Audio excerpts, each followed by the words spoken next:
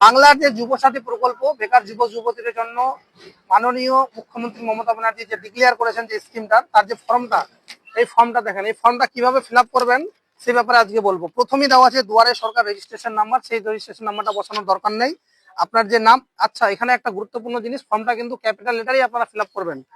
এখানে আপনার নাম চেয়েছে, নাম দিবেন ক্যাপিটাল লেটারে, অ্যাকাউন্ট মোবাইল নাম্বার দিবেন, মোবাইল নাম্বার পর ইমেল আইডি যদি থাকে তাহলে দিবেন, না থাকলে দেওয়ার দরকার নেই। আপনার ডেট অফ বার্থ, আপনার বয়স বসাবেন, বাবার নাম মায়ের নাম, যদি বিবাহিত থাকেন তাহলে টিক মারবেন, আপনার স্বামীর নাম বা স্ত্রীর নাম দিবেন। তারপরে আপনার যদি এসটি এসসি ওবিসি কোনো সার্টিফিকেট থাকে সার্টিফিকেট নাম্বারটা দিবেন, আপনি ম্যারিড না আনম্যারিড টিক মারবেন।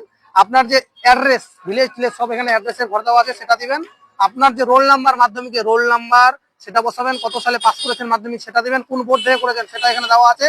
এডুকেশনাল সর্বোচ্চ কোয়ালিফিকেশন কি, আপনি কি এমএ পাস করেছেন না বিএ পাস সেটা দিবেন। তারপরে আপনার বর্তমান পেশা কি সেটা দিবেন, অ্যাকাউন্ট ডিটেলস দিবেন, আপনার সিগনেচার।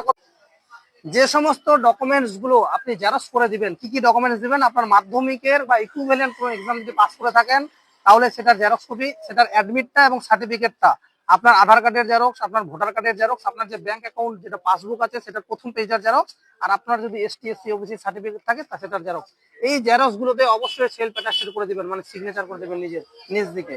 এগুলো দিয়ে ফর্মটার সাথে, এই ফর্মটার সাথে ফিল আপ করে এগুলো দিয়ে পাঞ্চ করে আপনি আপনার যেখানে ক্যাম্প আছে সেখানে জমা করতে পারবেন। তবে একটা গুরুত্বপূর্ণ খবর হচ্ছে যে বর্তমানে ডিক্লেয়ার করেছে পশ্চিমবঙ্গ সরকার, এটা অনলাইনেও কিন্তু ফিল আপ করা যাচ্ছে।